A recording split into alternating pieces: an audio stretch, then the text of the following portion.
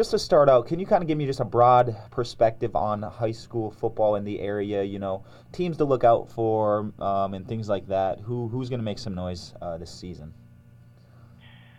Yeah, I think we have to start with Escanaba. They're coming off a really good year last year. They won a couple playoff games. They got to the regional finals and lost to the eventual state champion, Grand Rapids Catholic Central. So there's quite a few guys coming back off that team. They're going to be good in the skill positions. Running backs. The receivers are big, tall receivers. They've got a couple really strong running backs, Cody Vandermissen and Scout Wonder. For them, it's just a case of their line play. They only have one returning lineman, so line play will be key for them.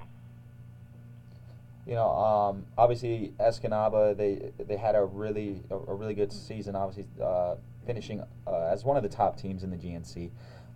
Do you expect them to be right there this year with who they have returning and things like that?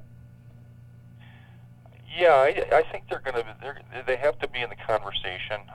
I still think it probably goes through Menominee and Kingsford, but Escanaba played right with Menominee last year, and they did beat Kingsford. So uh, I think those are going to be two great games, definitely for fans in the UP to watch. Um, it's just hard to say if Escanaba can keep improving up front with their line. I think they'll have a chance. Just down the road there, you have Gladstone. Do you know anything? Have you heard anything about Gladstone on who they have returning? Our expectations there? They've got some good skill guys back, Warren Hansen, and last year they were in a lot of games. They lost a few close ones, and I think that's their motivation this year is to just not only compete but also to win those close games in the fourth quarter.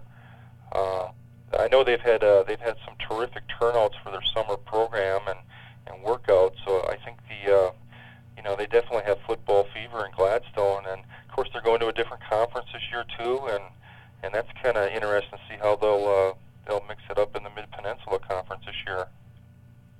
Right, and let's go over to North Central. This is a team that's been, talked about for the past several years, of a very dominant program with that special senior class. But, that senior class, they've moved on, and now they're kind of starting a new era.